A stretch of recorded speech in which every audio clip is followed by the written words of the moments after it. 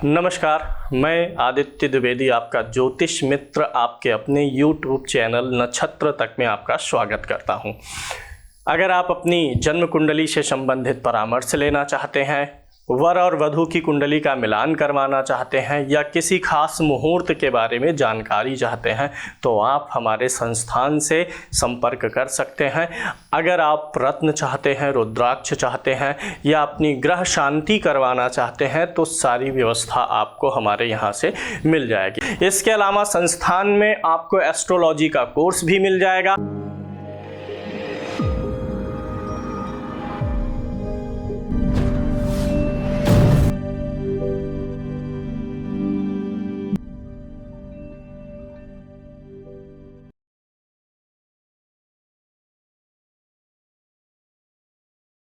चलिए वृषभ लगन पे हम लोग चर्चा कर लेते हैं आज। ठीक है, पैसे बारी बारी 12 लगन का कर लेंगे और बीच में कुछ लगन के लिए आपको वीडियोस के माध्यम से मैं दे दूंगा और तैयारी जम के करिए। एक एक लेसन आप लोग देखिए और अभी काफ़ी सारे लेसन बचे हुए हैं अपलोड करना। ये सब तो जो चल रहा है ये तो जाएगा ही जाएगा और बहुत सारे लेसन आएंगे। ज्योतिष आएगी आपको जब मैं लाइव कुंडली विश्लेषण करूंगा आपके सम्मुख तब, लेकिन वो तब समझ में आएगा जब सारे कॉन्सेप्ट क्लियर रहेंगे। जिनके लग्न कुंडली में प्रथम भाव में 2 नंबर की गिनती होती है उनकी वृषभ लगन होती है। 1 नंबर हो तो मेष लगन, 2 नंबर है तो वृषभ लगन। अब यहाँ पर सबको पता है कि वृषभ लगन का जो प्रतीक चिन्ह है वह एक बैल का स्वरूप होता है और बैल को परिश्रम का भी प्रतीक माना जाता है। और बैल जो है, आपने कभी टीवी वगैरह में देखा होगा कि शेर जो है जब बैल क्रोध में आ जाए, शेर शिकार करने जाता है तो बैल से शेर भी पीछे हटता है। लेकिन जब बैल को गुस्सा आए, क्रोध आए तब तो ये आमतौर पे गुस्सा नहीं करेंगे, लेकिन जब इनका क्रोध आएगा तब ये किसी की भी नहीं सुनेंगे। जब शेर को भी पछाड़ देता है तो वही स्वरूप बनेगा। अब यहाँ 2 नंबर की गिनती है, यानी ये वृषभ राशि प्रतीक चिन्ह बैल, स्वभाव में इनके परिश्रम आ जाएगा, ये नोट कर लीजिए। स्वभाव की बात बाद में करते हैं, पहले मैं और थोड़ा सा संक्षिप्त विवरण सभी भावों का दे देता हूँ। वृषभ लगन में लगन का स्वामी शुक्र होगा, द्वितीय भाव में मिथुन राशि होगी, स्वामी बुध होगा। तृतीय भाव में कर्क राशि होगी, तृतीय भाव का स्वामी मिथुन वृषभ लगन में चंद्रमा होगा। चतुर्थ भाव का स्वामी सूर्य होगा, पंचम भाव का स्वामी बुध, छठे भाव का स्वामी शुक्र होगा। शुक्र लग्नेश और हस्तेश दोनों बनेगा। सप्तम भाव का स्वामी मंगल बनेगा, अष्टम का गुरु। आप लोग देखिए मैं जो बोल रहा हूँ क्यों बन रहा है, दिमाग में तुरंत घुमाइए कि किस भाव का ग्रह कौन सा है। नवम भाव का शनि होगा क्योंकि यहाँ मकर राशि है, मकर का स्वामी शनि। दसम भाव का स्वामी शनि होगा क्योंकि यहाँ 11 नंबर है, 11 नंबर मतलब कौन सा ग्रह होता है, शनि। एकादश भाव का स्वामी गुरु और द्वादश भाव का स्वामी मंगल होगा। ये तो भाव का स्वामित्व हो गया। अब इसमें मैं थोड़ा सा कारक मारक बोल के फिर भाव की विवेचना करूंगा। लगन की विवेचना मैंने पहले शुरू की, वो मुझे बाद में करना चाहिए। पहले कारक मारक और सम देख लेते हैं। इसमें देखिए, लग्न का स्वामी हमेशा प्रथम कारक होता है, तो लगन का स्वामी कौन हो जाएगा, शुक्र। इस कुंडली में प्रथम कारक ग्रह जो बनेगा वो कौन सा बनेगा, शुक्र फर्स्ट कारक है। शुक्र के बाद किसको देख लेंगे, पंचम भाव को देखेंगे। पंचम भाव में बुध की राशि है तो दूसरा कारक इस कुंडली में कौन सा होता है, बुध होता है। और तीसरा कारक कौन होगा, शनि। अब यहाँ मैं एक नया कॉन्सेप्ट आपको बता देता हूँ। नया क्या है वही, लेकिन नई चीज। एक चीज होता है कुंडली में, ये तो कारक हो गए, एक होता है अतिकारक। अतिकारक मतलब मोस्ट फेवरेबल, जो सबसे मुख्य कारक हो।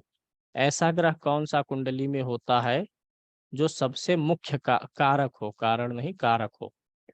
कोई भी ऐसा ग्रह कुंडली में किसी भी लगन में, कोई भी ग्रह जो किसी एक केंद्र का स्वामी हो। केंद्र क्या होता है, ये पहला भाव, चौथा, सातवां और 10वां, ये केंद्र है।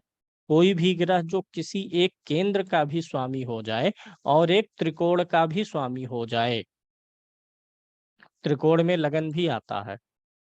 अगर कोई ग्रह किसी एक केंद्र और एक त्रिकोण का स्वामी हो जाए तो वह कुंडली में अतिकारक हो जाता है। इस चीज को याद रखना है आप लोगों को। इसे मैं मिटा देता हूं और इस कुंडली में आप लोग देख पा रहे हैं कि सबसे अतिकारक ग्रह कौन सा होगा? शनि। शनि किस भाव का स्वामी है? नवम, जो कि एक त्रिकोण है। और इसके साथ साथ शनि दसम भाव का स्वामी है, जो कि एक केंद्र है। तो शनि इस कुंडली में अतिकारक होता है, क्योंकि एक त्रिकोण एक केंद्र। अच्छा, मान लीजिए यहीं पर 3 नंबर की गिनती लिखी हुई है, मिथुन लगन है, 3 4 5 6, तब 6 नंबर यहाँ पड़ेगा। अतिकारक ग्रह कौन सा हो गया? बुध हो गया। क्योंकि यहाँ पर जो 3 नंबर है ये त्रिकोण भी है, तब हम इसे त्रिकोण ले ले रहे हैं और इसे क्या ले ले रहे हैं? केंद्र। तो बुध लग्नेश होते हुए भी कारक है, और एक केंद्र और एक त्रिकोण का स्वामी होके अतिकारक हो गया। लगन त्रिकोण में भी आता है, याद रखिएगा। लगन को ऐसी सुविधा क्यों? क्योंकि इसे कुंडली का सब कुछ लगन ही है। कुंडली में जैसे आपको किसी भी कुंडली में आप देखेंगे, आपको क्या चाहिए? धन चाहिए। धन आपको किस लिए चाहिए? लग्न मतलब क्या होता है? शरीर। ये धन भाव है। अगर आपको धन चाहिए तो इसका उपभोग कौन करेगा? लगन। ठीक है, छोटे भाई बहन होंगे तो किसके होंगे? लगन के। घर गाड़ी घोड़ा होगा तो किसका होगा? लगन का। लगन मतलब शरीर। तो इसीलिए लगन को केंद्र और त्रिकोण, ये इसकी प्लेसमेंट देखिए, ऋषि मुनि कैसी, कितनी थिंकिंग, क्या क्या दिव्य दृष्टि से देखे। अब यहाँ से गिनेंगे पांचवें भाव से तो ये नवम पड़ेगा, यहाँ से गिनेंगे तो पंचम। त्रिकोण कौन सा होता है? 5 और 9, जो एक दूसरे से पंचम नवम पड़े, तो ये भाव तीनों एक दूसरे से नवम पंचम पढ़ते हैं। अभी इतनी अच्छी सेटिंग की है कि ये दोनों देखिए केंद्र नहीं पड़ेगा, लेकिन ये लगन जो है ये केंद्र त्रिकोण दोनों पड़ गया। इसी से इसकी महत्ता समझ में आ जाती है। कैरियर होगा तो किसका होगा? लगन का। बीमार होगा, मृत्यु होगी तो किसकी होगी? लगन की। जीवन साथी होगा, किसका होगा? लगन का। रोग ऋण शत्रु किसका होगा? लगन का। संतान किसकी होगी? इसीलिए लगन का इतना ज्यादा महत्व है। लगन ही सारे फलों को एब्जॉर्ब करेगा, उपभोक्ता है। यानी कि जैसे इस संसार में सब कुछ भगवान नारायण खा जाते हैं, हर पाप पुण्य का भोग करते हैं, सभी के पाप का भोग पुण्य का भोग, उसी प्रकार से कुंडली का लगन जो है ये नारायण है। अच्छे बुरे सभी भावों का भोग कौन करेगा? यही। तो इस लगन में शनि सबसे प्रबल कारक हुआ, केंद्र और त्रिकोण का स्वामी होने के नाते। मैं चलता हूँ, आपको कारक हो गया, मारक देख लेते हैं। इस कुंडली में बुध पंचम भाव का भी स्वामी है, कारक है, इसलिए द्वितीय भाव से मारक भी होता है, लेकिन मार्केश में बहुत बड़ी भूमिका नहीं निभाएगा जब तक पीड़ित ना हो। अब यहाँ एक संशय और दूर कर लीजिए। कुछ लोग सवाल करते हैं कि कोई ग्रह कारक भाव का भी स्वामी बन रहा है और मारक भाव का भी स्वामी बन रहा है। कारक भाव का भी स्वामी हुआ और मारक भाव का, जैसे इसी कुंडली में बुध ही है। तो यहाँ पे आपको एक वीडियो में मिलेगा, कार्यक्रम मिलेगा, 2 राशियों का स्वामी कैसा फलादेश होगा। तो 2 राशियों के स्वामी वाला वीडियो आपको मिल जाएगा या मिल गया होगा, देख लीजिए। दूसरी बात यह है कि अब अगर हम बुध को मारक मान लेंगे तो हमें सिर्फ शुक्र बचा और शनि बचा, यानी कितने कारक बचे? 2। इसमें भी शुक्र जो है लगन के साथ साथ सप्तम का भी कारक, छठे का भी कारक है। तो हमें शुक्र को भी निकालना पड़ेगा, बचेगा कौन? 1। और ऐसा संभव है नहीं कि ये जो 7 ग्रह हमारे हैं, राहु केतु को लेंगे नहीं, 7 ग्रह में से सिर्फ एक कारक बचे, जो यहाँ का स्वामी, यहाँ का और यहाँ का है, वो कारक होगा ही होगा। अंतर यह है कि वह अपने बुरे भाव का भी फल देगा। कितना देगा, कैसे देगा, उसको मैंने प्रतिशत सहित बताया है कि बुरे भाव का 30%, अच्छे भाव का 70%, उसका लेशन आप लोगों को मिल जाएगा, वहां से ज्यादा समझ में आएगा। दूसरी बात, अगर यहाँ पे बुध मार्केश भी है, द्वितीय भाव का स्वामी होके, पंचम भाव का स्वामी होके कारक भी है, तो मारक का प्रभाव इसका आपको जीवन में तभी दिखेगा जब यह बुध कुंडली में बहुत ही पीड़ित हो।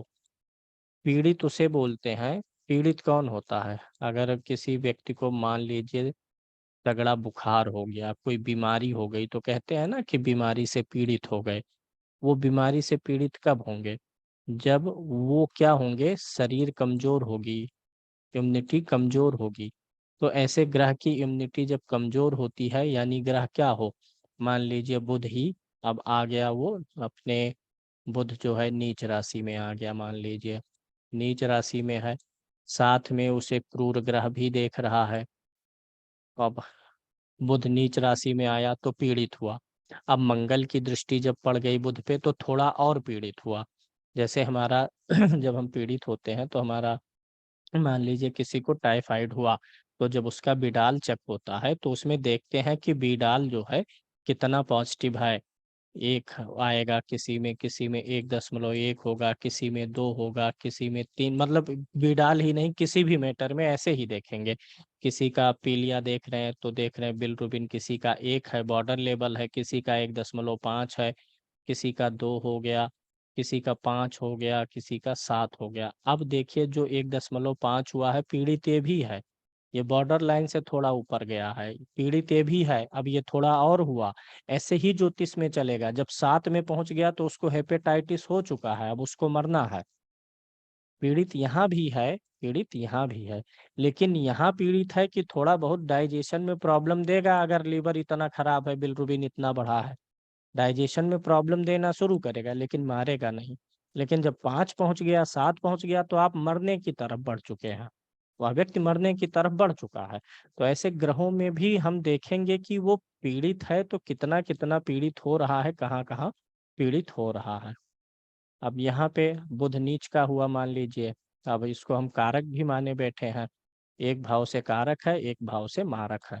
तो अगर वही ग्रह जो कारक भी है, अगर वही ग्रह पीड़ित होता चला जाएगा तो कारक का फल देने के बजाय वो मारक का ही फल देगा। बुध यहाँ नीच का हुआ, मंगल की दृष्टि हुई, फिर अब बुध नीच का हुआ, थोड़ा पीड़ित, मंगल की दृष्टि हुई, तो वो 1 से 1.5 हो गया, 1.5। अब मान लीजिए यह बुध अस्त भी है, सूर्य भी यहीं बैठा है, तीसरा कारण भी लागू हुआ, तब 1.5 से अब इसका बिलिरुबिन 2 पे पहुंच गया, इसको पीलिया बढ़ गया। इसी प्रकार से और देखेंगे, डिग्री में भी कम है, 0 डिग्री है, तो अब 2.5 हो गया। ऐसे बल निकाला जाता है भैया। जब यही चीज हमको कहीं किसी ग्रह में दिखाई पड़ता है कि यह बहुत रूप से पीड़ित है, नीच हो, शत्रु राशि में हो, अस्त हो, डिग्री भी कम हो, क्रूर ग्रह के बीच में हो, इधर एक क्रूर ग्रह बैठा है, इधर एक क्रूर ग्रह बैठा है, जिसको पाप कर्तरी बोलते हैं, या किसी पाप ग्रह की दृष्टि पड़ रही है, सारे पैरामीटर अप्लाई करके फिर निर्णय कर लेते हैं ये तो बेचारा अभिमन्यु बन गया है, योद्धाओं के बीच में फंस गया है, लड़े कितना भी लेकिन इसे मरना है। तो उसी हिसाब से फलादेश किया जाता है कि हाँ इस भाव का फल बिगड़ेगा। तो अगर कोई ग्रह कारक भी है, यहाँ से कारक है, यहाँ से मारक है, अगर वो पीड़ित हो रहा है खूब अच्छे से, तो वो मारक मारक का ही फल देगा, बुरा फल ही देगा, बुरा फल मतलब मारक होता है। ये चीज आपको समझ में आ गई होगी। अब चलते हैं दूसरे विषय पर, आगे बात को बढ़ाते हैं। कारक आपको समझ में आ गया, मारक समझ में आ गया, मारक नहीं अभी बोले, कारक बोल दिए, शनि अति कारक है इस कुंडली में। अब दूसरा मारक की अगर हम चर्चा करें, एक दिन अभी मैंने आपको बताया था पिछले क्लास में, फिर से मैं रिपीट कर देता हूँ, कुंडली में कोई भी ग्रह द्वितीय भाव मारक है और सप्तम भाव तो मारक है ही। मारक का निर्धारण यहाँ पे यही बोलना है कि बुध मार्केश है, भले ही मारक का फल नहीं देगा लेकिन पद इसी को ही मिला है।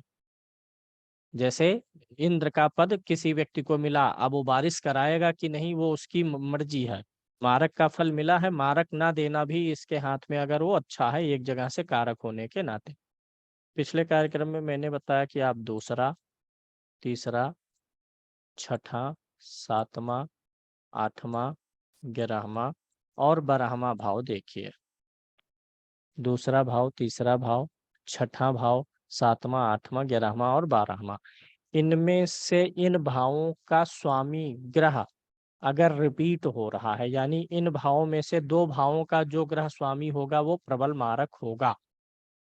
चलिए देख लेते हैं। द्वितीय भाव का स्वामी कौन सा ग्रह है? बुध है। तृतीय भाव का स्वामी कौन सा ग्रह है? चंद्रमा। चंद्रमा तो कभी 2 भावों का स्वामी हो ही नहीं सकता, चंद्रमा और सूर्य, इसलिए क्योंकि इनके पास एक ही राशि है। छठे भाव का स्वामी कौन सा ग्रह है? शुक्र है, इसको नोट कर लिया। सप्तम भाव का स्वामी कौन सा है? मंगल है। और अष्टम भाव का स्वामी कौन सा ग्रह है? गुरु है। आगे चलिए, एकादश भाव का स्वामी कौन सा ग्रह है? गुरु है। द्वादश भाव का स्वामी ग्रह कौन सा है? मंगल है। 12वें भाव में 1 नंबर लिखा है ना, तो मंगल है। यहाँ 11 लिखा है, मतलब मीन राशि, गुरु है। 3 6 2 3 6 7 8 11 12 इन भावों का आप स्वामी देखिए। जो ग्रह 2 बार रिपीट हो, यानी इन भावों में से 2 भावों का स्वामी है, वो प्रबल मारक है। इस कुंडली में मंगल प्रबल मारक है और गुरु प्रबल मारक है। तो लॉजिक भी स्पष्ट है कि जो ग्रह प्रबल मारक आएगा वह लगन का मित्र नहीं होगा। मंगल शुक्र का मित्र नहीं है और गुरु भी मित्र नहीं है। जो भी प्रबल मारक निकल के आएगा वो लगन का मित्र नहीं होगा। अब इनकी मंगल की महादशा चल रही हो और गुरु का अंतर चल रहा हो, उस समय इनको दिक्कतें आएंगी। या गुरु की महादशा हो, मंगल की अंतरदशा, इसमें से किसी एक की महादशा हो, किसी एक की क्या हो, अंतरदशा, उस टाइम फ्रेम में सतर्क रहने के लिए बोलना है। अब इसमें और अगर तगड़ा आप देखना चाहते हैं तो ये भी देख लीजिए, क्या मंगल और गुरु में से कोई उग्र या क्रूर नक्षत्र तीक्ष्ण नक्षत्र में है? अगर है तो मारक का फल और बढ़ गया। अगर दोनों में से कोई एक उग्र, क्रूर या तीक्ष्ण में है तो बढ़ा, दो के दोनों हैं तो और ज्यादा बढ़ गया। वीडियो देखते समय बाद में यही सारा नोट आपको बनाना है। अभी आप सिर्फ देख लीजिए, सुन लीजिए, दिमाग में बातें गूंजेंगी।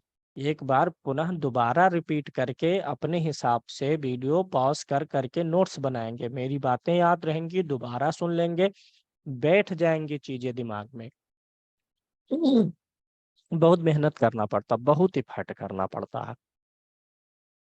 और जब आप एक बार जीवन में मेहनत और इफर्ट पूरा लगा देते हैं ना, सब कुछ अपना 100% दे देते हैं, जी तोड़ मेहनत, 2 4 साल अगर आप 5 साल कर लेते हैं तो पूरी जिंदगी आप जो है मौज करते हैं, ये भी तय है।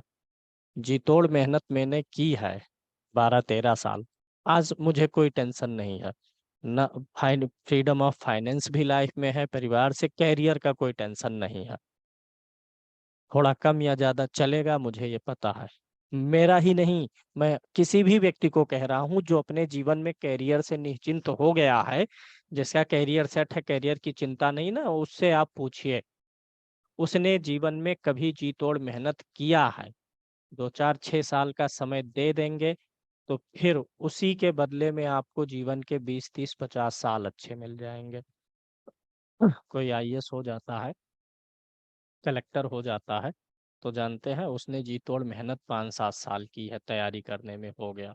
नहीं भी हुआ तो दूसरे भी क्षेत्र में सक्सेस है, लेकिन जिसने मेहनत किया है, तैयारी करने वाले तो लाखों लोग जाते हैं ना यूपीएससी की, लेकिन उसमें से कुछ हो जाते हैं, आईएएस हो गए। कुछ को सरकारी नौकरी मिली ही नहीं, लेकिन उन्होंने जी तोड़ मेहनत की थी, पढ़ाई की थी। आज उनके बड़े बड़े कोचिंग इंस्टीट्यूट चल रहे हैं, आईएएस उनके यहाँ से निकल रहे हैं। जिसने मेहनत किया है उसको कहीं ना कहीं मिलना ही मिलना है, मेहनत व्यर्थ नहीं जाती है। दीवार पे अपना सिर पटकिए जोर से, जितना मेहनत करके पटकेंगे उतना जोर का रिजल्ट आएगा। अगर आपने कहीं कोई क्रिया की है तो उसकी प्रतिक्रिया आनी ही आनी है, बशर्ते ये हमारे हाथ में नहीं है कि उसकी प्रतिक्रिया आएगी कैसे, ईश्वर के हाथ में छोड़िए। किसी ने तैयारी की, नहीं आईएएस हुआ, तो अच्छे इंस्टीट्यूट का मालिक बन के बैठा है। मेहनत जिसने किया भैया उसको मिला है फल। आप लोग भी करिए। आगे देखते हैं। ये प्रवचन इसलिए देना पड़ता है ना, जैसे हम, कि कोई व्यक्ति क्या लिख रहा है, क्या समझ रहा है, क्या बोलना चाह रहा है ना, मैं उससे भी भाप लेता हूँ कि व्यक्ति के दिमाग में क्या चलता है, व्यक्ति कितना कर्मठी है, कितना मेहनती है, क्या चाहता है और कितनी जल्दी चाहता है। जीवन में शॉर्टकट कभी नहीं है, जल्दी कुछ नहीं मिलेगा, समय लगेगा सब में। देखिए, हमने मारक की चर्चा कर ली, तो 2 मारक हमको मिल गए, मंगल और गुरु। अब इनकी जितनी स्थिति होगी, इनका नक्षत्र वगैरह देख करके मार के इसका प्रेडिक्शन करेंगे। अगर ये दोनों, अच्छा एक लोग पूछ रहे थे डाउट में कि अगर कोई ग्रह छठे भाव में है और अपनी राशि में है तो क्या बुरा है? बेसिक के वीडियो में ही बता दिया हूँ, बार बार चिल्ला के बोला हूँ, अगर कोई ग्रह अपनी राशि में है, चाहे जहां है, तो वह बुरा नहीं है, उस भाव का फल को नहीं बिगाड़ेगा। अब जैसे शुक्र यहाँ पर हो, अपनी राशि का है, तो अब शुक्र बुरा नहीं है, लेकिन इसका मतलब यह नहीं कि अब यही शुक्र आपको राजा बना देगा। गुरु यहाँ है अपनी राशि में, कोई भी ग्रह बुरा नहीं होता है, तब अन्य बहुत सारी भी परिस्थितियां लगेंगी। अब मान लीजिए मंगल 12वें भाव में है, अपनी राशि का है। अब यहाँ पर मंगल अगर 3 नंबर की गिनती में होता बुध के घर में, तो मंगल 3 नंबर यानी दूसरे के घर में हो करके जैसा होगा उससे तो बहुत अच्छा होगा ना अपने घर का होना। लेकिन मंगल क्रूर ग्रह है, मंगल में गर्मी है, सेनापति है, उत्तेजना है। तो मंगल चाहे अपने घर का हो चाहे दूसरे का घर का हो, इसका जो स्वभाव है वह रहेगा ही रहेगा। 12वां भाव किसका होता है? व्यक्ति के लव लाइफ में रोमांस का, पत्नी हो चाहे प्रेमिका हो, रोमांस होता है। ये हमारा शयन कक्ष होता है 12वां भाव। अब यहाँ पर जब गर्म ग्रह बैठा हुआ है तो बेडरूम का माहौल तो गर्म कराएगा ही ना। पति पत्नी जब सोने जाएंगे तो झगड़ा करके एक दूसरे की तरफ पीठ कर लेंगे, क्योंकि मंगल गर्म ग्रह है, उसका नेचर है। ऐसा व्यक्ति तड़ातड़ जवाब देगा। अब मंगल यहाँ पर है, चर राशि में है। चर राशि, अब देखिए सिर्फ अपनी राशि नहीं, चर राशि क्या होती है? चलायमान। मंगल यहाँ है, 12वां भाव में है, तो ऐसा व्यक्ति चलायमान रहेगा, यानी दूर दूर स्थानों की यात्रा भी करेगा।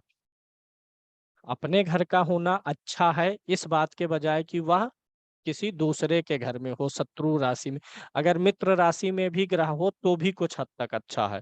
6, 8, 12 में शत्रु राशि में होगा, नीच राशि में होगा तो बहुत बुरा होगा। अपनी राशि का है तो टेंशन नहीं है, तो भाव का को बैलेंस करेगा। आगे देख लेते हैं। मारक हो गया, कारक हो गया, चंद्रमा क्या होगा? तृतीय भाव का स्वामी है, और चंद्रमा तो 2 भावों का स्वामी हो नहीं सकता, इसलिए चंद्रमा भी इसमें मारकत्व का फल रखता है, लेकिन बहुत प्रबल मारक नहीं होता है। अगर मंगल और गुरु का साथ पा जाएगा तब थोड़ा इसमें मारकत्व बढ़ेगा, अन्यथा थोड़ा मारकत्व ये भी रखता है, थोड़ा बहुत तकलीफ दे देता है। कुछ बहुत ज्यादा नहीं देगा, क्योंकि लगन में उसकी उच्च की राशि होती है, तो लगन का फेवर करना चाहता है। आगे आ जाते हैं। कारक मारक हो गया, सम हो गया। अब आ जाइए, भाव परिचय मैंने दे ही दिया कि किस भाव का स्वामी कौन सा ग्रह है, ये हो गया। आगे विषय वस्तु पे अब चलते हैं, विश्लेषण पे चलते हैं। विश्लेषण में आप यह देख लीजिए, सबसे पहले लगन देखते हैं। लगन लगन वृषभ है, बैल का प्रतीक है, लिख लीजिए परिश्रमी होंगे। लगन का स्वामी कौन है? शुक्र है। शुक्र जो है श्रृंगार और फैशन प्रिय है, आधुनिक परिवेश के अनुसार रहने वाला है। तो वृषभ लगन वाले आधुनिक परिवेश के अनुसार रहते हैं, अपने आप को माहौल के अनुसार ढाल ले जाते हैं। अच्छा, यहाँ पे जो ये 2 नंबर की गिनती है ये पृथ्वी तत्व है। उंगली पे याद करना मैंने बताया था आपको। ऐसे 5 उंगलियां हैं, अगर 5 उंगलियां, तो आपको क्या याद रखना है? मैं किसी को अनम्यूट करूंगा, उससे पूछूंगा किसका नंबर लगा दूंगा आज। अनूप पांडे, अपने आप को अनम्यूट करिए। जी गुरुजी। बताइए, ये वृषभ राशि जो है क्या है? अग्नि पृथ्वी क्या है? पृथ्वी है गुरुजी। पृथ्वी है। अपने आप को जी। म्यूट कर लीजिए। ब्रिज ब्रिज मोहन जी, अपने आप को अनम्यूट करें। ओह,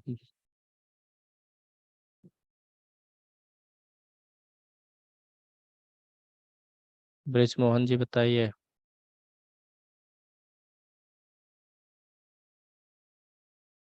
प्रीति मिश्रा, अपने आप को अनम्यूट करिए। सर मेरा तो अभी ज्यादा एक्सपीरियंस है ना, अभी 1-2 क्लास ही ली है, अभी ज्यादा पढ़ा क्लास नहीं था देखिए सर। दो निबे 2-3 चैप्टर ही पढ़ पाए हैं अभी तक। देखिए, आप सिर्फ क्लास के भरोसे ना रहें। क्लास तो ऐसे चलता रहेगा, इसकी वीडियोस मिलेंगी। कृपया करके हाथ जोड़ के सबसे निवेदन है, जब मैं लेसन बाय लेसन डाल रहा हूं तो इसका मतलब है कि इसी क्रम में आप देखते हुए वीडियो चलिए जो अपलोड है। सब लोग लेसन देखिएगा। अब इसके लिए यहाँ बोलने की कोई ज़रूरत नहीं है। जो लोग वीडियो देखे हैं उनको पता है कि इसको मैंने कितने बढ़िया तरीके से एक्सप्लेन किया है। सूत्र भी मैंने दे दिया है, अपवज। आ फॉर अग्नि, वा फॉर पृथ्वी, वा फॉर वायु, जा फॉर अग्नि पृथ्वी वायु जल। ये 4 उंगलियों पे रखना है। उंगलियां ज्यादा मैंने बना दी। अच्छा, ये अंगूठा मान लीजिए। अपवज सूत्र पे रखिए। स्त्री पुरुष याद करना सिखा दिया हूँ, दिशा याद कर बहुत ही आसान तरीके से। आपकी जिम्मेदारी है भैया, देखिए हम अपनी जिम्मेदारी पूरी कर रहे हैं। चलिए किसी और से पूछ लेते हैं कुछ। आज पूछे थोड़ा सा तो मजा आएगा। कितना तैयार किए हैं। उमा जी अपने आप को अनम्यूट करिए। उमा काबरा। जी बोलिए। बताइए 8 नंबर की राशि कौन सी होगी? 8 नंबर मतलब कौन राशि? तुरंत जवाब आए। वायु तत्व। वायु तत्व। अच्छा, राशि इसका नाम क्या है 8 नंबर का? वृश्चिक। वृश्चिक। 8 नंबर हम फिर से गिन लेंगे। आ पा वा जा। ठीक है, यही बताया गया ना, अग्नि पृथ्वी वायु जल। पहली उंगली पे क्या हो गया? 1 नंबर अग्नि, 2 नंबर पृथ्वी, जैसा कि उस उदाहरण कुंडली में था। 3 नंबर क्या हो गया? वायु। और 4 नंबर क्या हो गया? जल। अब जब 4 यहाँ खत्म होगा तो फिर 5 यहीं से शुरू होगा। 5 6 7 8। ये तो मुझे जल नजर आ रहा है, आप वायु बोल रही हैं। जब आप बोली थी मुझे तभी नजर आ गया था, तभी मैं इतना समझाने का प्रयास किया हूँ। अब आप लोग पढ़िए, ऐसे पढ़ेंगे ना, लेसन बना के दिया हूँ, आप लोग पढ़ेंगे नहीं। नहीं आएगा, हम जहर खा लेंगे भैया। हाँ, 1 लीटर 2 लीटर जहर घोलेंगे बढ़िया से, आपको भी खिला देंगे, खुद भी खा लेंगे। तो लेसन मंजूर तैयार है। है पढ़िए उसको, मंजूर है देखिए। गुरुजी। अब इसमें मेरी कोई गलती है नहीं। इसमें मैंने बहुत बढ़िया से लेक्चर दिया है और बहुत मेहनत से बनाया था। सोचा था आप लोग देखेंगे गदगद हो जाएंगे, लेकिन देखे ही नहीं तो गदगद क्या होंगे। चलिए ठीक है, तैयारी कर लीजिएगा सब लोग। मैं विषय पे लौटता हूँ। सभी लोग अपने आप को म्यूट रखेंगे, मैं म्यूट कर दे रहा हूँ।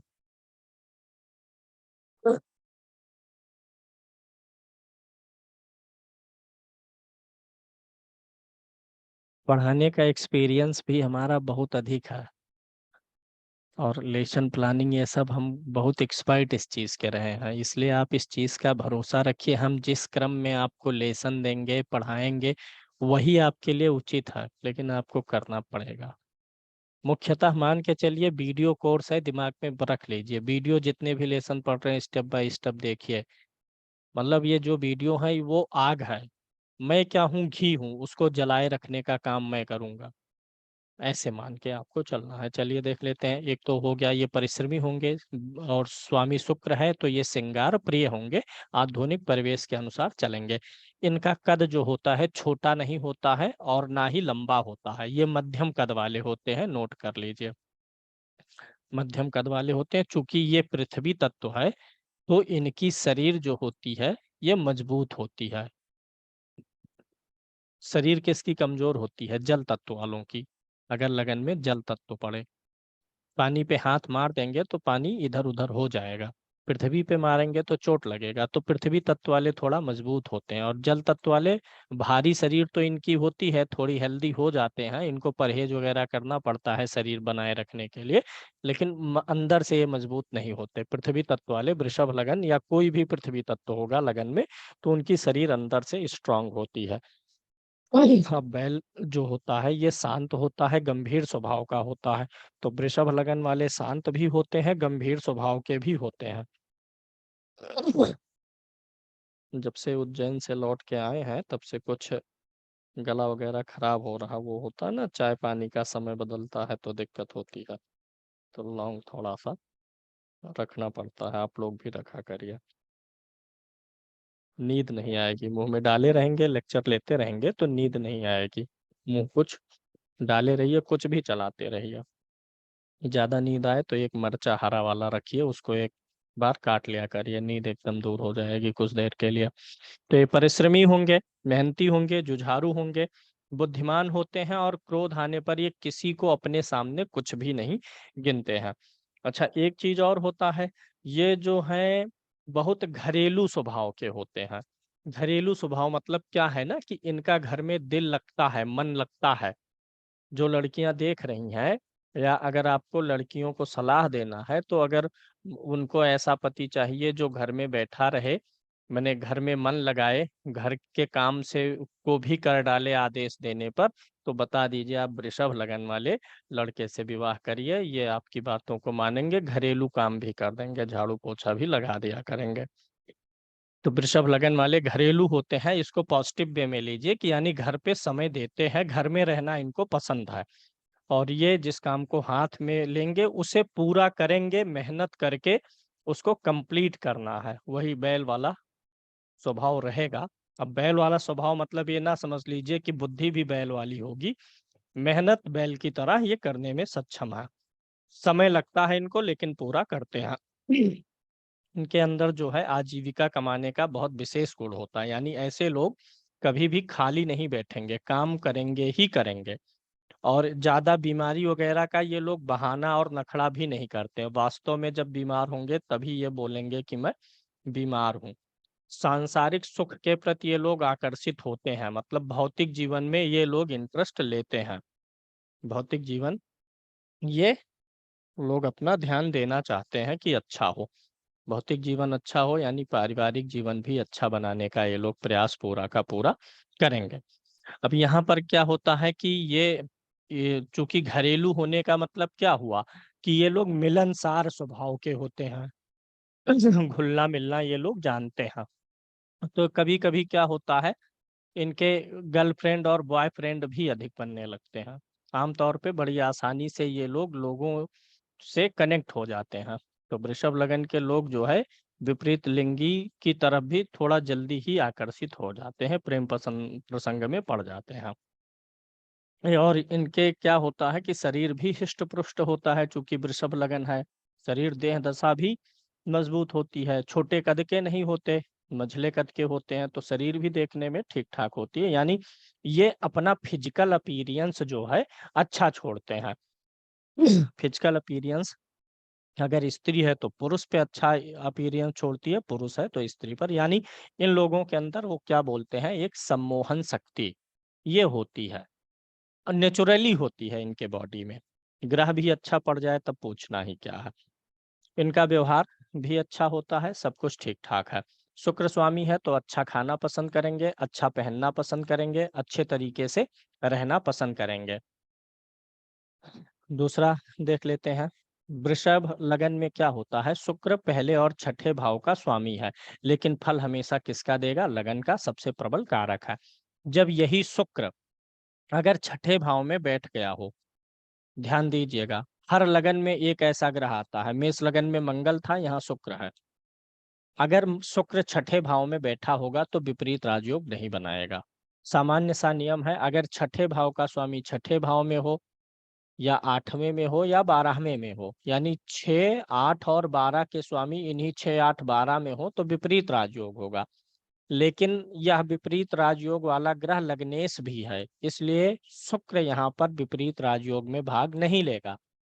शुक्र अगर 12वें भाव में है तो ये नहीं बोलना है, ये तो सभी लोग जानते रहे होंगे ना कि 6, 8, 12 का स्वामी 6, 8, 12 में हो तो विपरीत राजयोग, नोट कर लीजिए वहीं एक्स्ट्रा, 6, 8, 12 का स्वामी 6, 8, 12 में हो लेकिन वह लग्नेश ना हो, तब विपरीत राजयोग बनता है।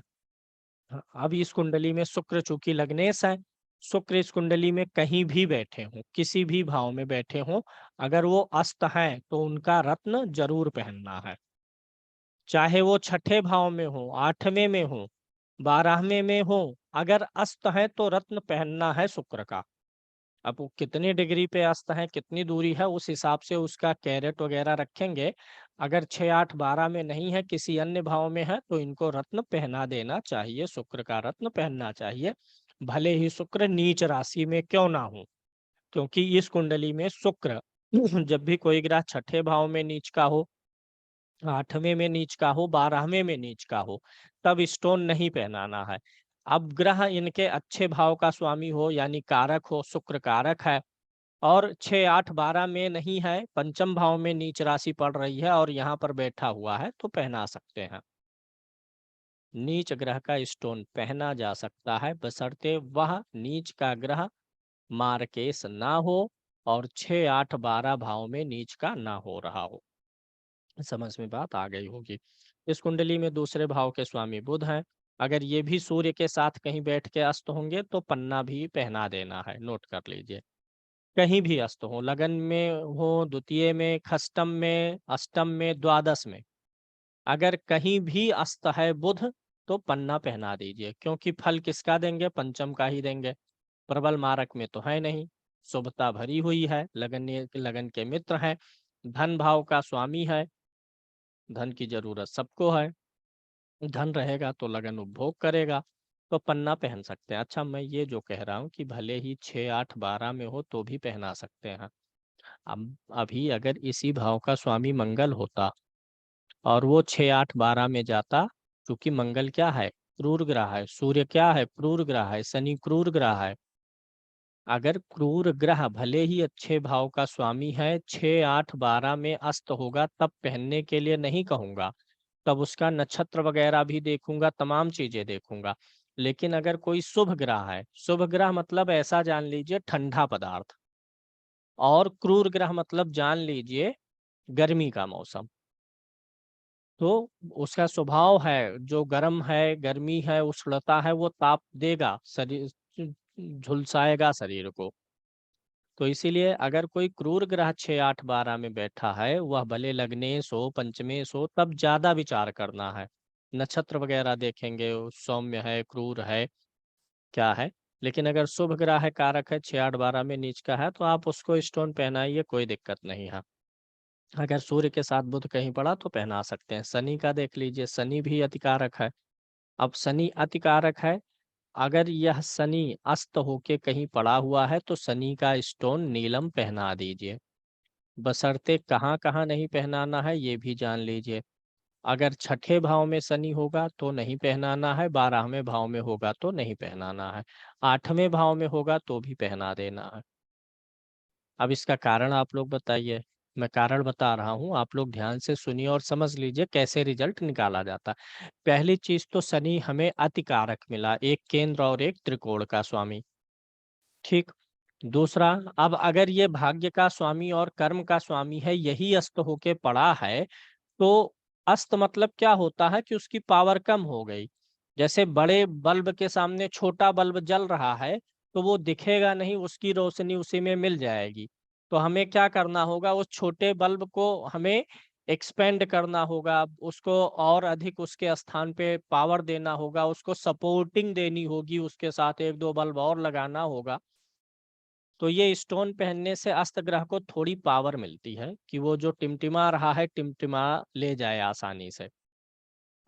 तो भाग्य का स्वामी और कर्म का स्वामी अस्त है, तो ये क्या है? बल नहीं लगा पाएगा, अस्त ग्रह बल नहीं लगा पाता। बल लगाना तो चाहता है चूंकि कारक है, लेकिन उसमें होता नहीं है कि बल लगा ले।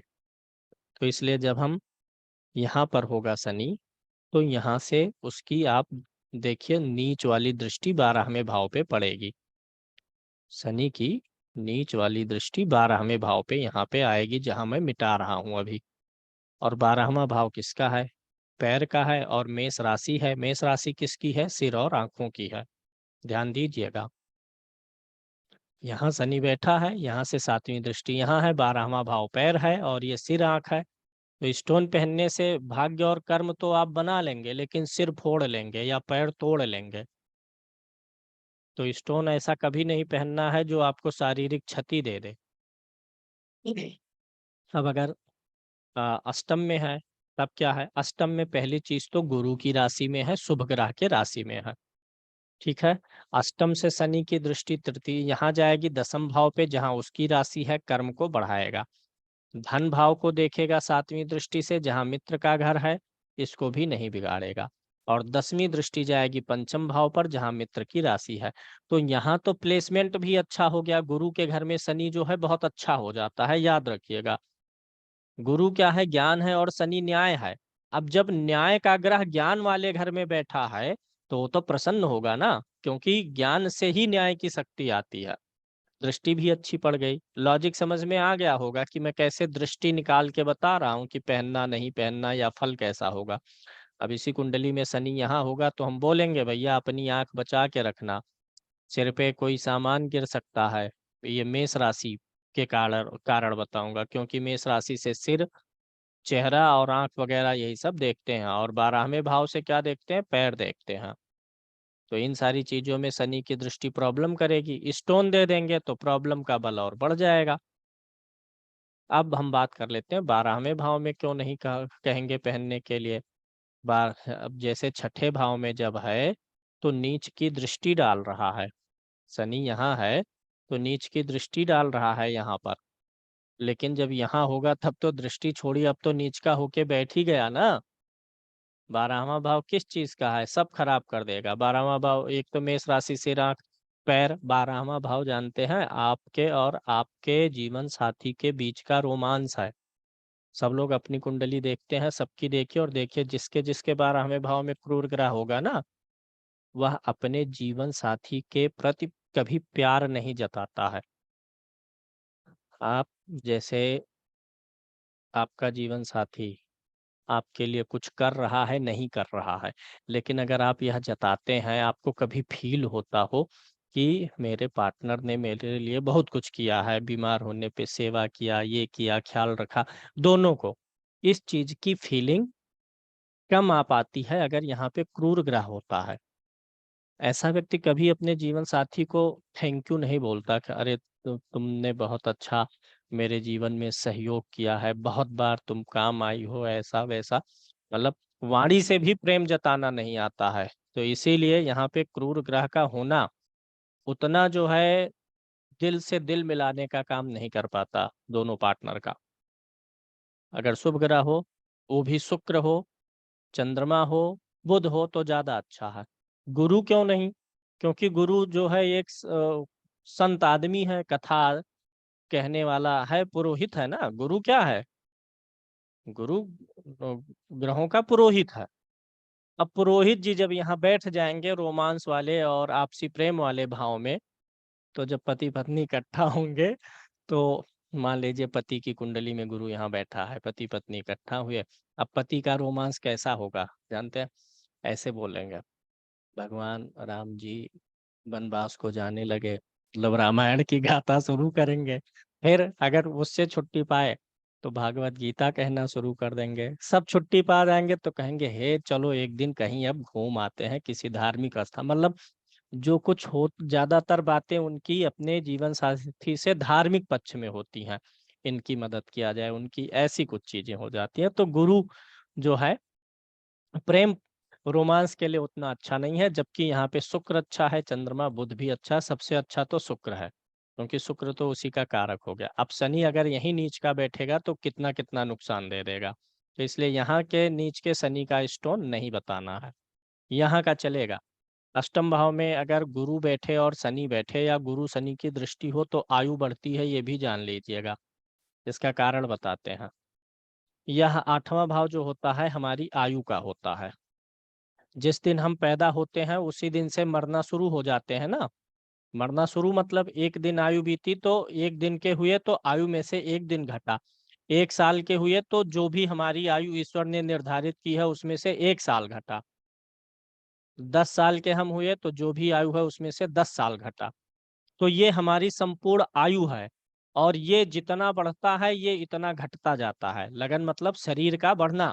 शरीर 10 साल की हुई तो इसमें से 10 साल खत्म हुआ, ये बैंक का बैलेंस है और ये उपभोक्ता है। अब होता क्या है, जब गुरु जो है ये एक राशि पे ज्यादा दिन तक गोचर करता है। गुरु कैसा ग्रह है? लंबे गोचर वाला ग्रह है, ज्यादा दिन रहेगा ना एक राशि पे। शनि एक राशि पे कितने दिन रहेगा? ज्यादा दिन। तो जब ये ग्रह यहाँ पे बैठते हैं तो इनका गोचर धीमा होता है, तो यहाँ से ये चीज बढ़ा देते हैं, सप्लाई जो है संभाल संभाल के देते हैं। अगर यहीं पर चंद्रमा बैठे और बुध बैठे तो चंद्रमा बुध जो है छोटे गोचर वाले ग्रह हैं, तो ये आयु वृद्धि का नियम यहाँ नहीं लागू होगा। आप अन्य चीजें होंगी योग तो आयु बढ़ेगा, लेकिन इन दोनों के कारण नहीं बढ़ेगा। लेकिन यहीं पर गुरु हो, शनि हो, गुरु शनि की दृष्टि हो, राहु केतु हो तो भी आयु बढ़ती है लेकिन बीमारी बनी रहती है। तो लंबे गोचर वाले ग्रह यहाँ होंगे तो आयु बढ़ेगा। तो शनि होगा गुरु की राशि में तो दोनों कॉम्बिनेशन बन गया। मैं क्या कह रहा था कि गुरु और शनि हो, तो गुरु तो नहीं है लेकिन गुरु की राशि तो है और ऊपर से शनि बैठ गया। तो वृषभ लगन में अष्टम भाव में शनि के होने से आयु अच्छी होने के चांस रहते हैं। अगले सूत्र पर चलते हैं। इस कुंडली में चंद्रमा तीसरे भाव का स्वामी होगा, इसलिए इस कुंडली में अशुभ फल ही देगा, क्योंकि इसे मौका नहीं मिला ना कि 2 राशियों का स्वामी हो जाए, नहीं तो हो जाता। फिलहाल अशुभ ही देता है, मोस्टली अशुभ देगा। बहुत ज़्यादा प्रबल मारक नहीं है, लेकिन फिर भी मोती नहीं पहन सकते हैं, क्योंकि ये तृतीय भाव मारक में आ जाता है।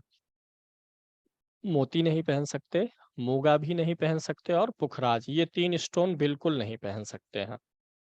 माणिक्य नहीं पहन सकते।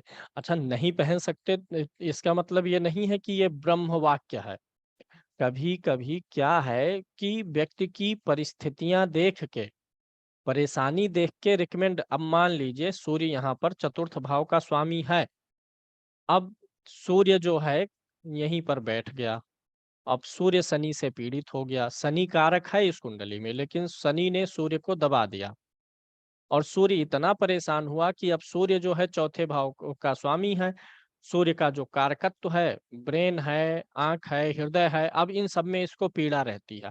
माइग्रेन है, हृदय में दिक्कत है, आत्मविश्वास जा रहा है, कोई मान सम्मान नहीं मिल रहा है अपने अधिकारियों से। कारण है कि सूर्य पीड़ित है।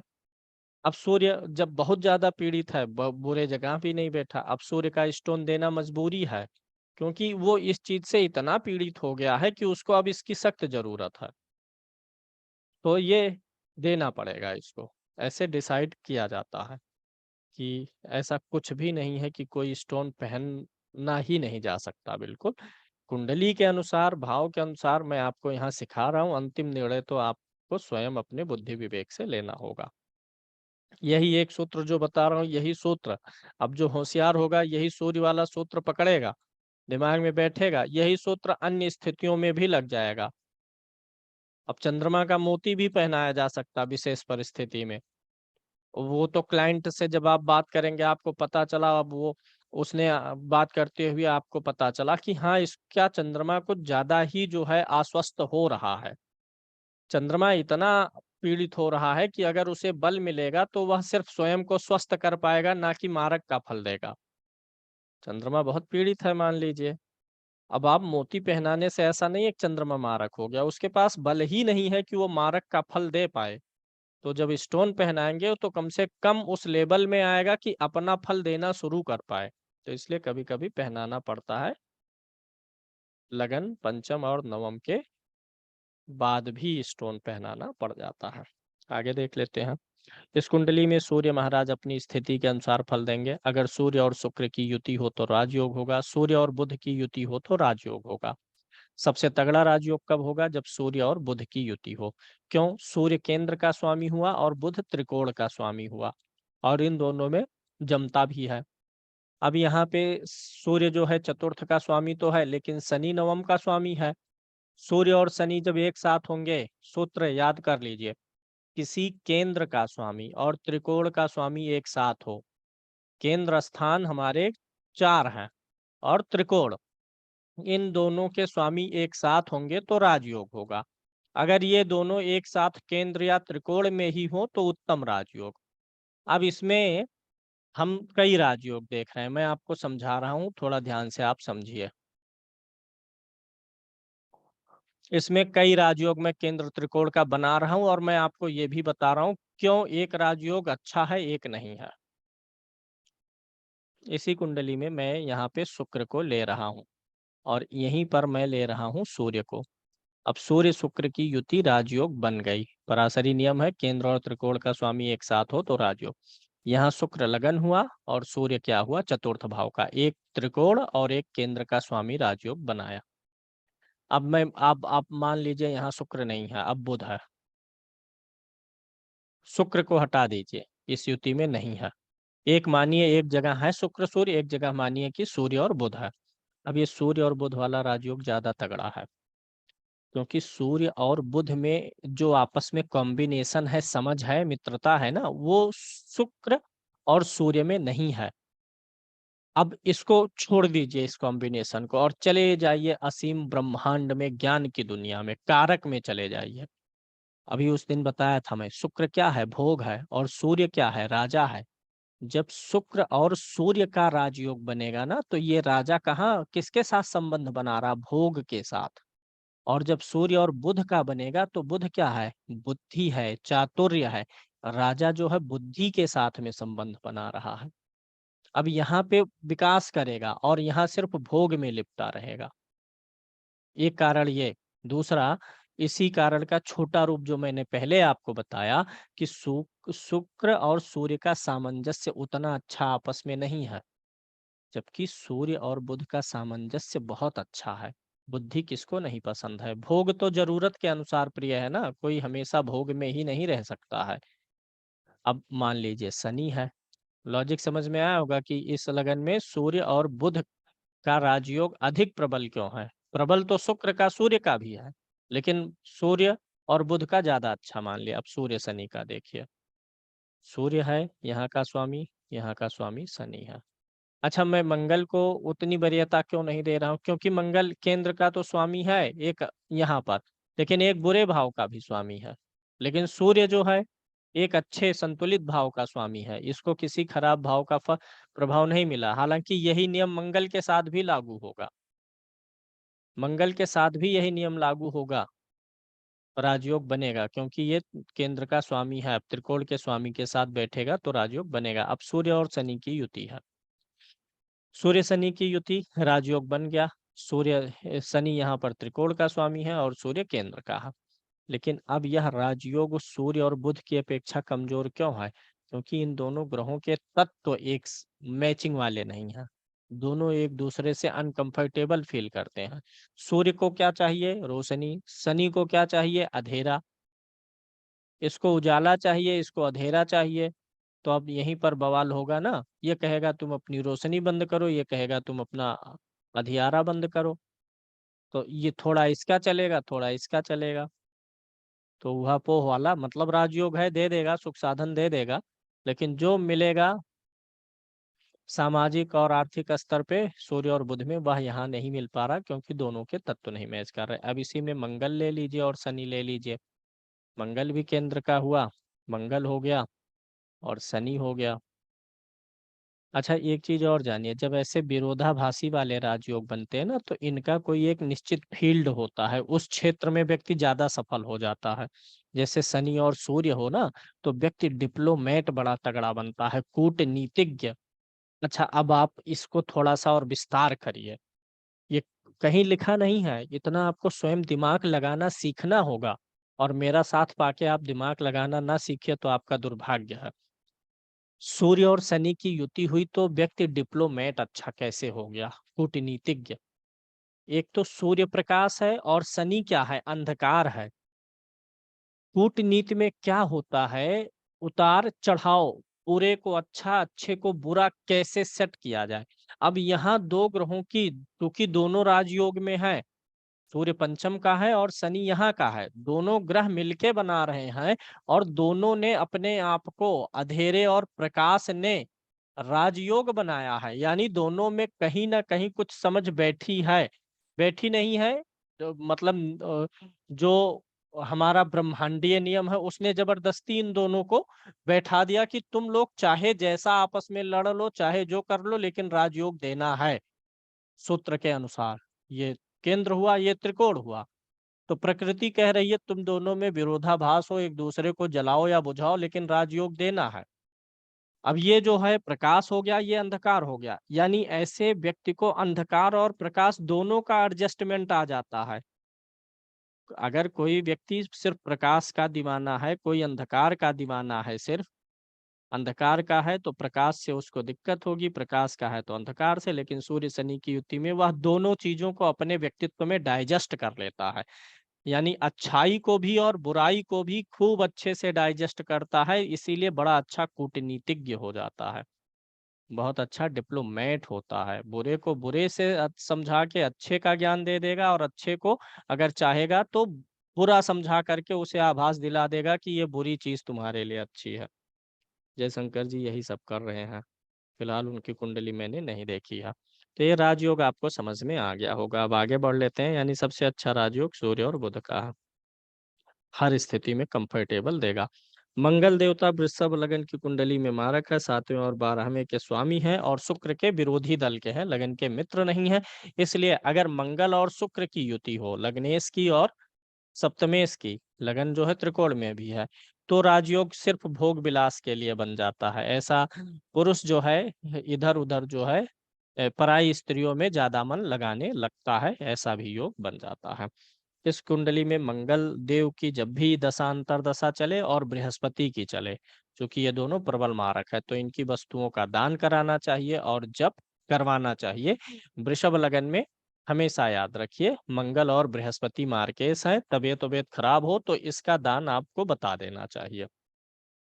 इस कुंडली में बृहस्पति भी हो गए, मैंने ये भी बता दिया। बृहस्पति देवता अगर यहाँ छठे भाव में बैठे हों, 8वें भाव में बैठे हों या 12वें भाव में बैठे हों तो विपरीत राजयोग हो जाएगा, क्योंकि बृहस्पति 8वें के स्वामी होके छठे में गए या 8वें के स्वामी होके 8वें में है, 8वें के स्वामी होके 12वें में गए, तो विपरीत राजयोग बन गया, क्योंकि बृहस्पति लग्नेश नहीं है। अगर लग्नेश ही 6, 8, 12 का होगा तो राजयोग नहीं बनेगा। मैं एक लोग को अनम्यूट करूंगा और इसी पे एक सवाल पूछूंगा।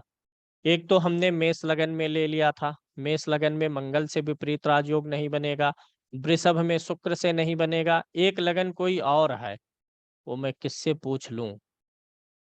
अनम्यूट करता हूँ पहले। हरिपाल जी आप बताइए, अनम्यूट करिए अपने आप को। कोई एक लगन है, यहाँ पर कौन सी गिनती पड़े कि विपरीत राजयोग नहीं बने? मैं और हिंट दे दे रहा हूँ, शनि के द्वारा ना बने।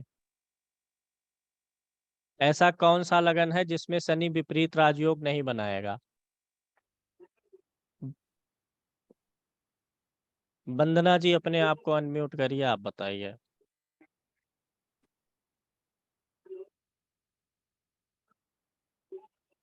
सॉरी मैं नहीं पता। नहीं पता, अब मैं पूछ I'm लेता sorry। हूँ। आपके तो काफी क्लास छूट गए। जी रिकॉर्डिंग मैंने भेजा है, सब देख लीजिएगा। हाँ जी मैं सं, फॉलो कर रही हूँ, पर मैं हाँ सन बिहाइंड हूँ। कोई दिक्कत नहीं है, सारे लेसन है, लेकिन थोड़ा समय देके सीखते रहिए। संतोष जी अपने जी आप को अनम्यूट करिए।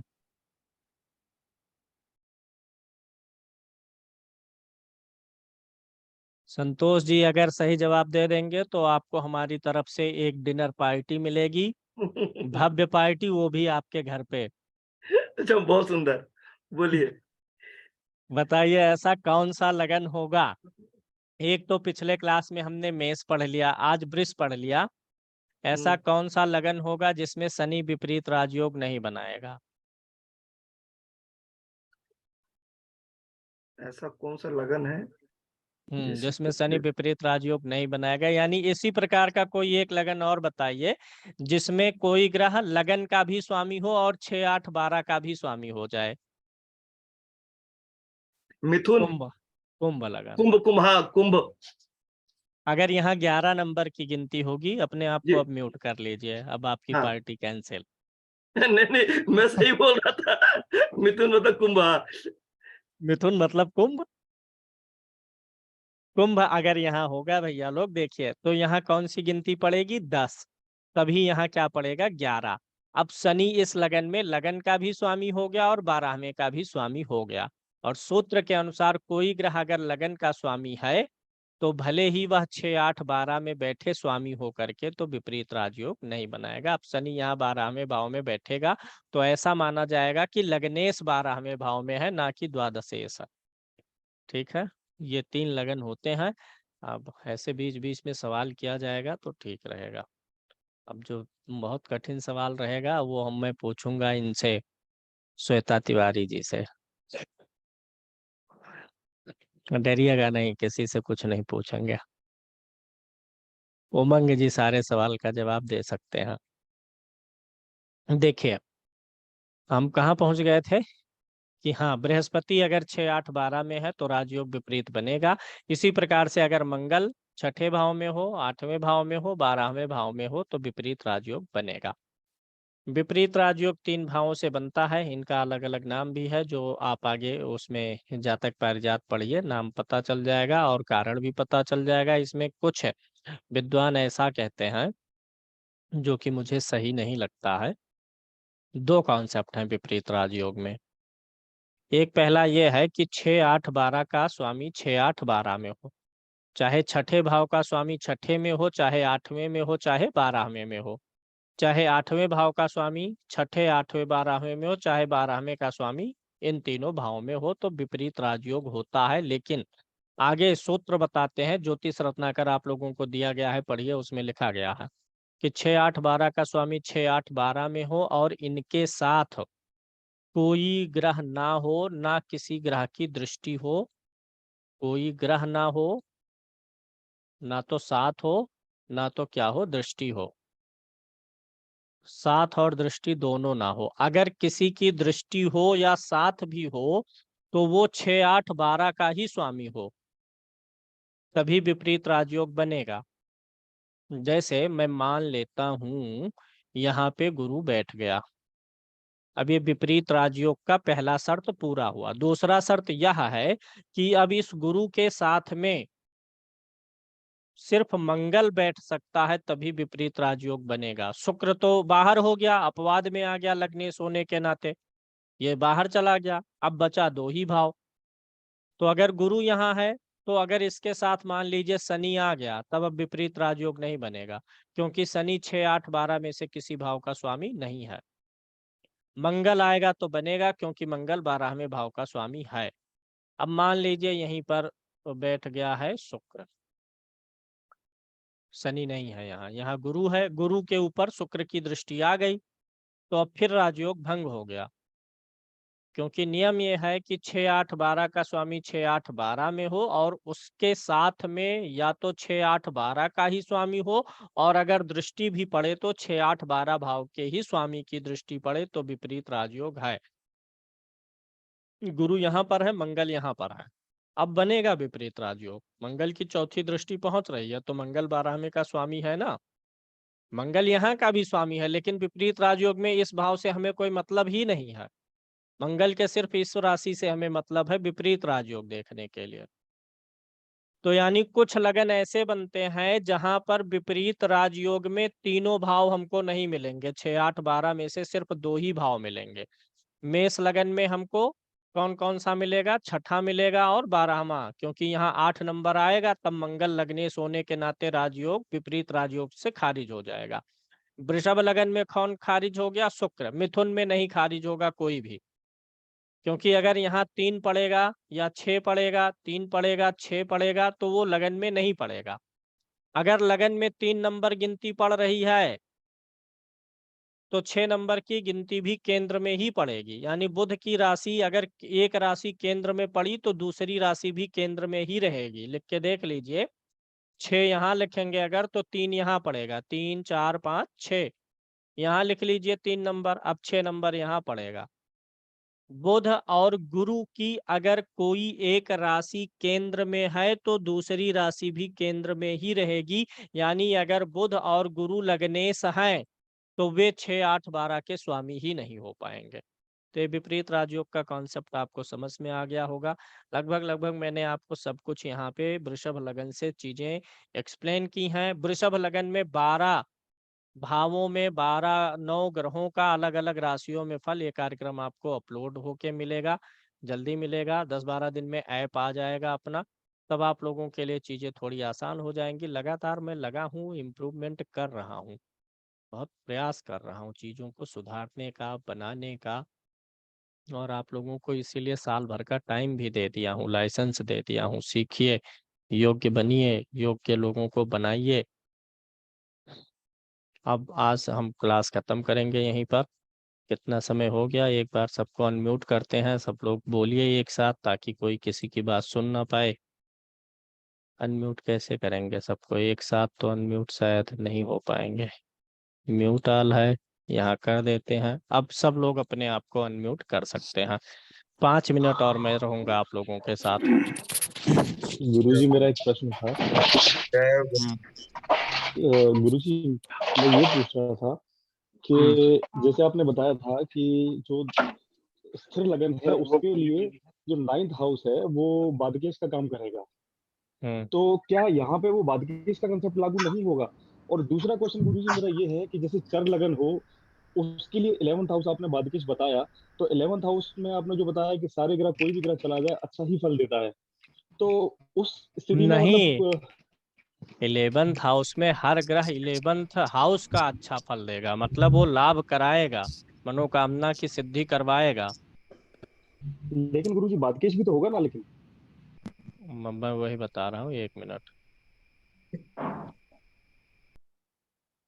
देख लूं बाधक वाला वीडियो अपलोड किया हूँ कि नहीं। अभी कर अगर दिया अपलोड हो गुरुजी, कर दिया मैंने, देख लिया। आपका ये डाउट खत्म हो जाता। और और इस नहीं, लगन के लिए गुरुजी। बाधक में 2 वीडियोज हैं। एक तो सिर्फ कॉन्सेप्ट, हमको लगता है सिर्फ कॉन्सेप्ट अपलोड हुआ है कि इस भाव का स्वामी बाधक होगा। अभी मैं इसका सिर्फ आपको कॉन्सेप्ट दिया गया है। मैं यहाँ बता भी दे रहा हूँ, इस पे स्पेशली लेसन बन के रखा हुआ है। आप जानते हैं कि चर लगन में, सब लोग ध्यान से सुनिए, चर में एकादश और स्थिर में जो है नवम और द्वि स्वभाव में सप्तम बाधक होगा।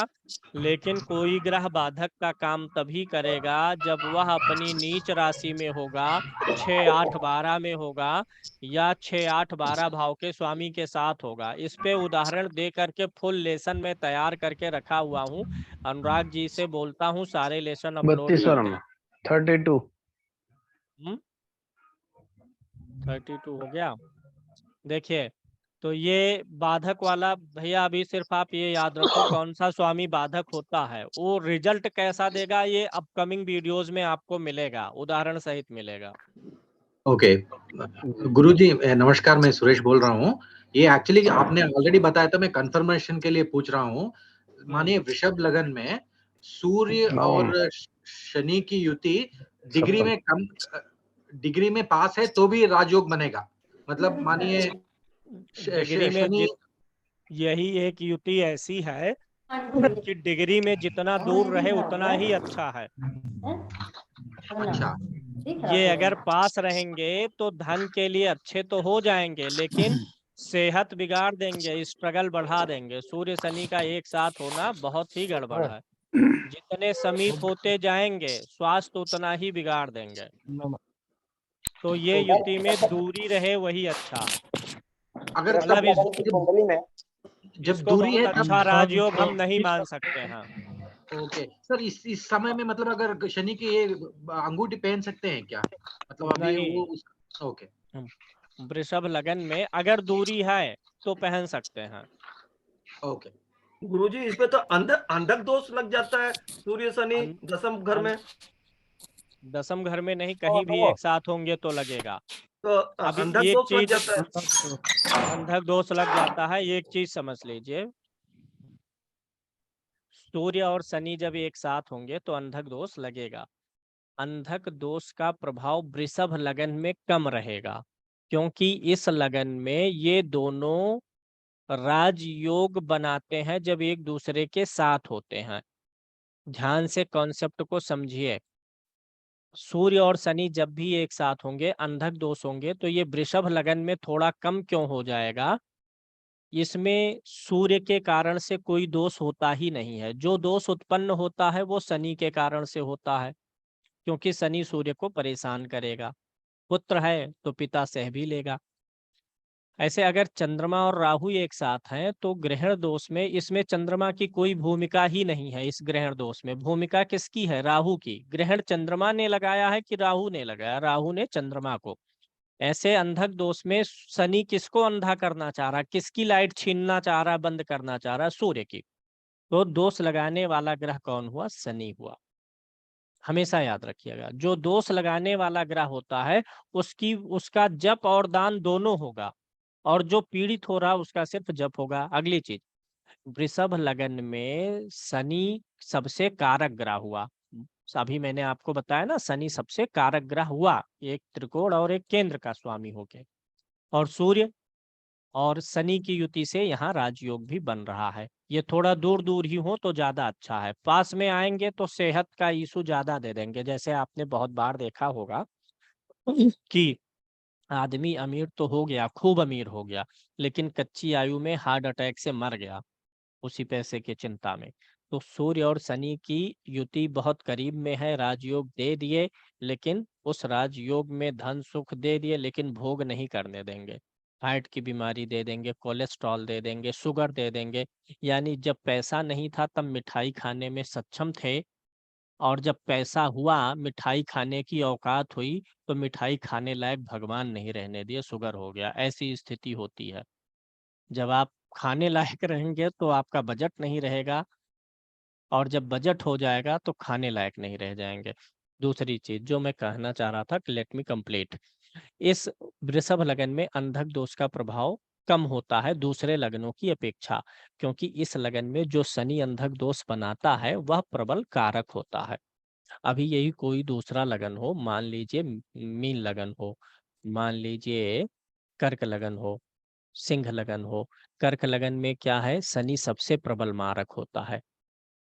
शनि सप्तम और अष्टम का स्वामी है। सिंह लगन में जो है छठे और सातवें का स्वामी है। अब जब कर्क लगन में शनि का अंधक दोष बनेगा, तो शनि मारक होने के नाते अब इस लगन का अंधक दोष ज्यादा कारगर है, कर्क लगन वाला।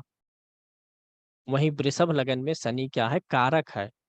तो कुछ रियायत दे करके ये अंधक दोष में फर्क करना, ऐसे अंधक दोष में ही नहीं, किसी भी दोष में आपको इसी अनुसार फर्क करना है।